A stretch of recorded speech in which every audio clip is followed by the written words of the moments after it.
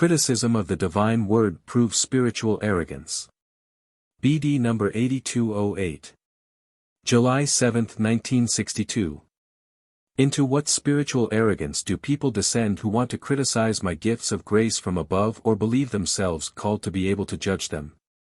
Divine wisdom cannot be grasped intellectually, they can only appeal for the grace of right thinking which will also be granted to them because then they will already enter into contact with me. But anyone who wants to judge with his intellect alone, who believes that he can mentally penetrate the truth and the outcome of it, is presumptuous and will always have to admit his inadequacy, and he will also have to realize that he is not entitled to such an examination either, because the spiritual realms are closed to him if he does not enter them in my company.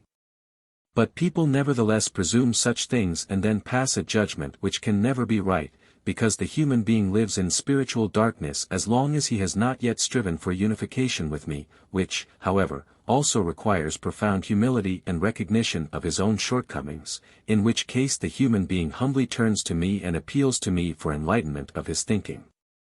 Anyone who only lives his earthly life, who does not make an effort to put his inner life in order, thus anyone who believes that he can fathom and justify everything with his human intellect is truly not called to judge a divine gift of grace, for both the process of transmission as well as the abundant flow of grace which flows to earth will be and remain incomprehensible to him, because the human being has lost all knowledge due to his former fall into the abyss and therefore it is still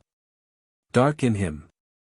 He first has to kindle a light within himself which brings about unselfish love, but then he also humbly recognizes his weakness of intellect and no longer enters the spiritual realms in order to fathom them by virtue of his intellect.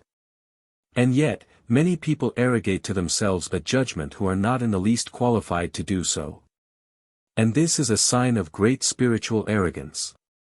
And they will fall ever more into darkness until they turn to me myself and then can also be enlightened by me if their desire for truth is serious. But then you will have to come to me humbly, for I only grant my grace to the humble. And as soon as you are of arrogant spirit my adversary still controls you, who is full of arrogance and also wants to transfer it to you. And many people are so convinced of the sharpness of their intellect that they don't want to accept any instructions, and these will also never be able to be introduced to the pure truth, because truth can only be part of a humble person, for it originates from me and only ever touches the hearts of those who devote themselves to me in deepest love and humility. But anyone who is arrogant also lacks love, for he is still completely in bondage to the one who is without love but who places himself above everything and who also does not want to acknowledge me as his Lord. Therefore beware of spiritual arrogance, after all, it makes you completely blind in spirit, and then you will never be able to receive and grasp my gifts of grace, for they will only be confused thoughts for you and not emit any light, because this is prevented by the adversary who wants to keep you in deepest darkness so as not to lose you. Amen.